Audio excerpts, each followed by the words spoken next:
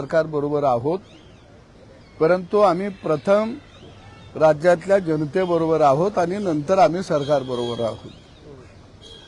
योग्य तोडगा दृष्टिक्षेपामध्ये आलेला होता आणि तो कशा पद्धतीनं काढायचा याच्यावरती सुद्धा काही चर्चा सकारात्मक झालेल्या होत्या, परंतु सरकारच्या वेळ काढूपणामुळे आज कर्मचाऱ्याला रस्त्यावरती उतरावं लागत आहे। महाराष्ट्रातली जनता ही खऱ्या अर्थाने एसटीला नेहमी साथ देत आलेली आहे।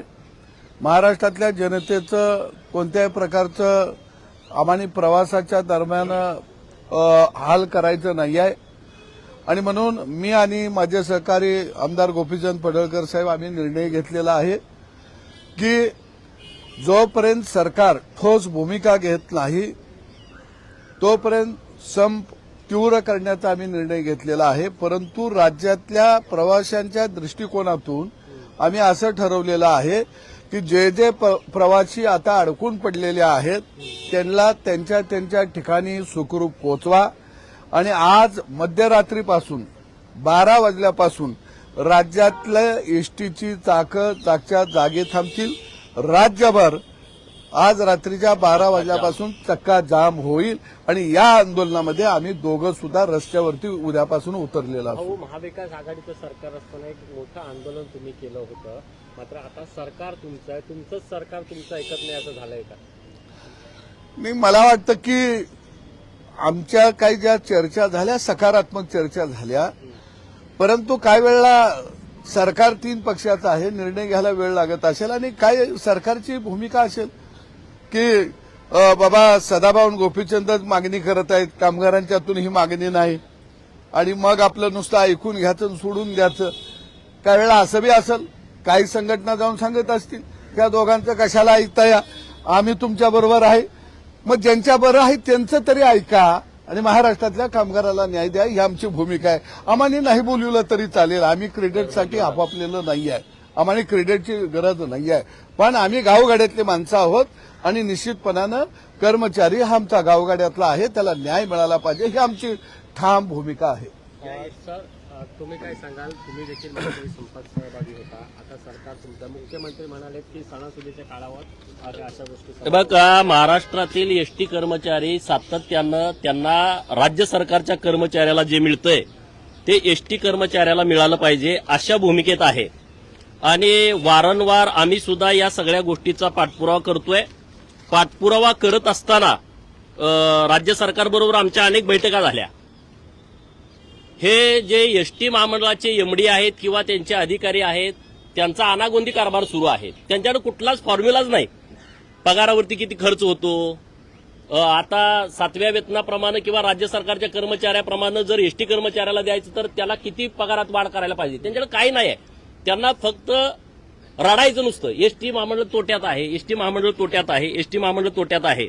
माननीय मुख्यमंत्री महोदयांना आम्ही भेटलो, माननीय उदय सामंत साहेबांच्या बरोबर आमच्या 2-3 मिटिंगा झाल्या आणि त्यामध्ये आम्ही फॉर्म्युला दिलाय आहे राज्य सरकारला की एसटी कर्मचाऱ्यांच्या बरोबर तुम्ही कशा पद्धतीनं ही पगाराची वाढ केली पाहिजे।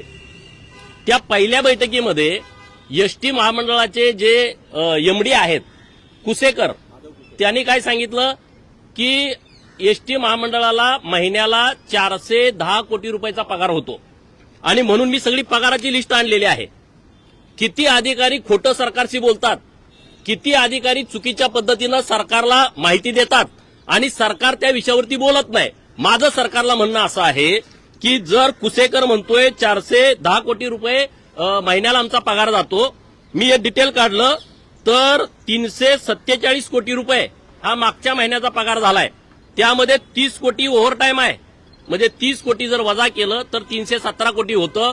कुसेकर काय म्हणतोय 410 कोटी रुपये पगारावरती जातात। मला सरकारला तर दुसरी मागणीच करायची नाही, कुसेकर जे 410 कोटी रुपये म्हणतोय तेवढाच पगार आम्ही तुम्ही आमच्या एसटी कर्मचाऱ्यांचा वाढवा, म्हणजे आम्ही 7व्या वेतनाबरोबर जातोय। त्यामुळं आता सरकारकडे आमची मागणी आहे, फॉर्म्युला दिलाय आम्ही कशा पद्धतीनं गेलं पाहिजे। हे बघा, ही सगळी लिस्ट काढून दिलेली आहे। हे जे सगळे कर्मचारी आहेत, स्वच्छकला 14,410 हा पगार आहे, आणि राज्य सरकारकडे चालू आहे 15,300, 890ची तफावत आहे. नंतर परिचर, इशाराकार, खलासी, सुरक्षा रक्षक, चपरासी यांना 15,740 हा आता त्याला पगार आहे मूळ बेसिक, आणि 16,700 हे राज्य सरकारच्या कर्मचाऱ्याला आहे. हिथं 860ची तफावत. असं सगळा आराखडा त्यांच्याकडे आम्ही काढून दिलाय. राज्य सरकारनं किती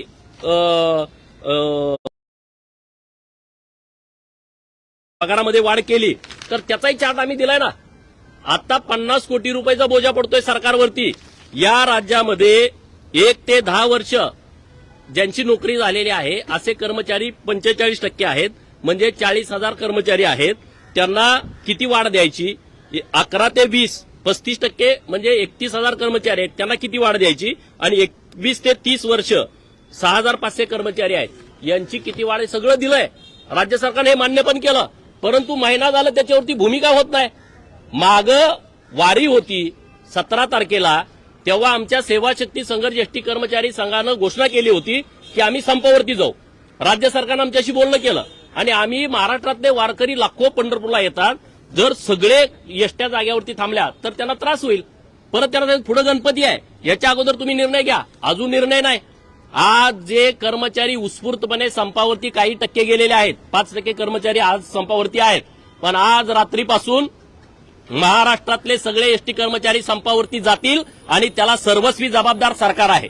आम्ही दोघं सरकारमध्ये आहे आणि म्हणून आम्ही भूमिका घेतो अशाचा भाग नाही. पण कर्मचाऱ्यांच्या बाजूने तुम्ही ठामपणे बोलायला पाहिजे होतं. खोटी माहिती वारंवार सरकारकडे दिली जाते. रडायचं. अरे मी राज्य सरकारचं अभिनंदन करेन की त्यांनी महिलांची सन्मान योजना सुरू केली. 50% महिला सन्मान योजना सुरू केल्यानंतर एसटी नफ्यामध्ये आली आहे. माझ्याकडे आकडेवारी आहे, तुम्ही बघा. 2022-23ला 1575 कोटी सरकारनं सवलती जे दिलेल्या आहेत आणि 23-24ला 4,137 कोटी सरकारनं सवलती जे दिलेत. जर सरकार सवलतीचं 4,137 कोटी म्हणजे 2,500 कोटीची तफावत आहे वर्षाला, मग तुम्हाला पगार वाढ करायला काय अडचण आहे? एवढं सगळं असताना तुम्ही 50-60 कोटी रुपये वाढवू शकत नाही. सरकारनं ताबडतोब या बाबतीमध्ये निर्णय घ्यावा. बैठक घेतली, बैठकीला बोलावलं. मलाही फोन आले होते, सदाभाऊंना फोन आला, बैठकीला उद्या या. माझं माननीय मुख्यमंत्री महोदयांना विनंती आहे, माननीय उदय सामंत साहेब त्यांच्या वतीनं या सगळ्या गोष्टीचा पुढाकार घेत आहेत, तर त्यांनी ठामपणे आज निर्णय घ्यावा की या राज्यातल्या एसटी कर्मचाऱ्यांना राज्य सरकारच्या कर्मचाऱ्यांच्या प्रमाणे आम्ही वेतनामध्ये वाढ केलेली आहे, संपावर कुठे जाणार नाही. पण आज जर उद्या घोषणा नाही झाली तर आज रात्रीपासून सगळे कर्मचारी संपावरती जातील. महाराष्ट्रातल्या लोकांना त्रास देणं ही आमची भूमिका नाही. अरे पण एसटीला जर मिळत असेल, तुम्ही इकडे भ्रष्टाचार हे अधिकारी इतके करताय, त्याच्यावरती कुणाचं लक्ष नाही. मी पुराव्यानिशी बोलतोय. हे सगळे जे चुकीच्या पद्धतीनं त्यांनी दिलंय एसटी महामंडळाच्या एमडीनी, अरे रडायचं, किती रडायचं? जेव्हा आम्ही मागे आंदोलन केलं तेव्हा पण म्हणायचं एसटीला तोटा आहे, आणि आता एवढा नफा झाल्याच्या नंतर सुद्धा तुम्ही एसटीला तोटा म्हणत असाल आणि त्यांचा पगार वाढ करत नसाल. आणि आज उद्या गणपती 7 तारखेला येत आहेत आणि एसटी कर्मचारी उत्स्फूर्तपणे, हे काही कुणी आम्ही आंदोलन पुकारलं नव्हतं किंवा जी कृती समिती आहे त्यांनी संप पुकारला नव्हता. कृती समितीचं धरणे आंदोलन आहे. पण महाराष्ट्रातले एसटी कर्मचारी उत्स्फूर्तपणे काही प्रमाणात संपावरती गेलेत. 30-35 डेपोमध्ये आता आंदोलन सुरू आहे. तर आज रात्रीपासून सगळ्या कर्मचाऱ्यांना मी आवाहन करतो की तुम्ही संपावरती जावा. सदाभाऊ आणि गोपीचंद तुमच्याबरोबर ठामपणे उभा राहीन आणि पगार वाढ केल्याशिवाय आम्ही हे आंदोलन मागे घेणार नाही. अधिकारी ज्या पद्धतीने तफावतची चुकीची माहिती देत आहेत, याच्यामुळे म्हणजे सरकार तुमचे आता संपाची मागणी तुम्ही आज सगळ्यांना आवाहन करताय. अधिकाऱ्यांच्या चुकीमुळे या संपाला सामोरं जावं लागतंय असं म्हणायचं? अधिकाऱ्यांच्या चुकीमुळे संपाला सामोरं जावं लागतंय. अधिकाऱ्यांना माननीय मुख्यमंत्री महोदयांनी सूचना दिल्या होत्या की कशा पद्धतीनं आपल्याला पुढे जायचं आणि ह्याच्यावरती निर्णय घेऊन टाका. निर्णय घेतला नाही. आज ही संपाची वेळ झाली नसती ना. आज सरकारची बदनामी कुणामुळे झाली? या अधिकाऱ्यांच्यामुळं. तुम्ही नुसतं सगळा ग्रीन सिग्नल दिलेला असताना सुद्धा माननीय मुख्यमंत्री, माननीय देवेंद्र फडणवीस साहेब, माननीय उदय सामंतांनी ग्रीन सिग्नल दिल्याच्या नंतर सुद्धा निर्णय का नाही झाला? आज लोक संपावरती गेलेत, आज आंदोलन सुरू आहे, आज राज्यामधली परिस्थिती तुम्ही बघताय. आणि मग आम्ही भूमिका अशी घेतली, जर राज्य सरकारकडे सातत्यानं पाठपुरावा केल्याच्या नंतर सुद्धा जर निर्णय होत नसेल, मग आम्ही सरकारमध्ये असलो तरी काय आम्हाला फिकीर नाही. आम्ही लोकांच्या बरोबर राहू, आम्ही कर्मचाऱ्यांच्या बरोबर राहू, कारण बोलणं आम्हाला खावं लागतं ना. आम्ही मागे कर्मचाऱ्यांची भूमिका घेतली, कर्मचाऱ्यांच्या बाजूने आम्ही ठामपणे उभा राहिलो. आम्हालाही लोक टीका करतात समोरून.